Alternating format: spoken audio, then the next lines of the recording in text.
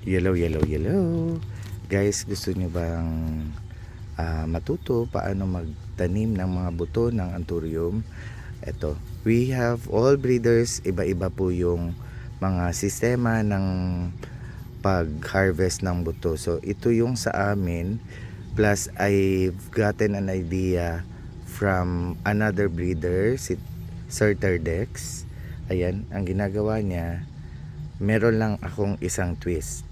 So, pag na-harvest mo na dito, yung mga lumalabas na mga buto, yan nilalagay namin sa isang net.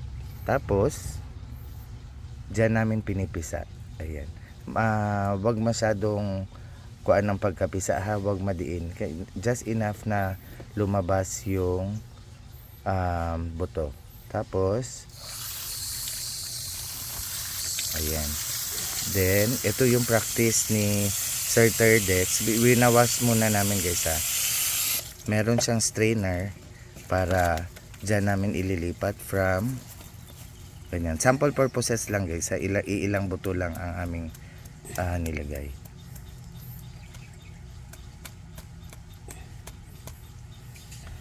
Ayan, pag nahulog na, dapat kukunin ninyo yung balat ng berries guys. Yan. Para maiwasan natin ang mga fungus. Ayan. Linisan natin dyan. Ayan, kailangan matanggal ninyo yung aside sa balat, meron pa siyang nakabalot na parang transparent dyan guys. Jelly. Ayan, parang jelly siya guys. So, kailangan matanggal siya dyan. Then, ibabalik namin sa baliktad. Ayan, ibabalik namin siya dito guys ha. Ganyan. Babalik muna namin dyan. So, yan yung mga buto. Ibabalik namin doon. Pag natanggal na yung mga balat at yung parang jelly na nakakover sa buto, yan, babalik namin dyan.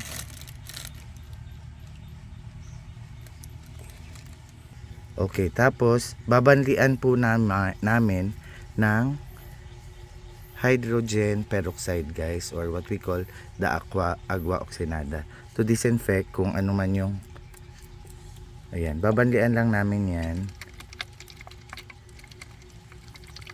para ma-disinfect yung mga buto natin at mamatay kahit papano yung mga contaminants. Ayan. Afterwards, babanlawan naman namin ng tubig. Yan. Rinse nyo lang po. Tapos guys, sinasabit namin siya mga at least mga 1 hour para matuyo at matanggal talaga lahat yung mga yung parang jelly like na nakabalot sa kwan. Then we are ready to go to plant our anthurium seeds guys. Tapos prepare niyo yung planting medium niyo guys ha. Naubusan kami ng maliliit na bunot, so ito na lang muna, pero same lang naman ang effect niya. So guys, again, before kayo magplant, make sure malinis ang mga kamay. Maghugas ng agua oxinada. Ayan, to kill the germs and viruses. Ayan, then ready up to go para magtanim. Ayan, hileran nyo lang yan, ganyan, na pagtatanim hanggang matapos kayo. Magkaroon kayo ng spacing kung kaya ninyo. Kung kukunti lang naman yung mga seeds ninyo, ganyan ang gawin ninyo para pag tumubo siya guys, hindi dikit-dikit at hindi kayo mahirapan. So guys, I have a sample here. Tinanim namin nung saan yung date? May 6? 5, 6. May 6, 2025. So from May, June, July ngayon. So ganito na kalalaki pag lumaki.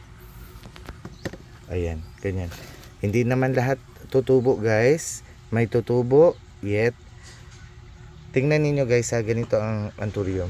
Pag tumubo na siya guys, hindi lahat variegated. Iilan lang yung variegated. What we do is yung mga variegated, siniselect na namin. pag ini-individual na namin, siniselect namin to. Yung variegated lang yung tinatanim namin. And the green ones ay itinatapon na lamang namin kasi hindi kaya ma-accommodate po ng aming garden ang mga green ones kasi magsisiksikan at magpo-prone sa sakit sa dami at hindi naman ganun kabenta yung mga green or black na lumalabas. So that's it for now. Mahaba-haba, mataas-taas ang ating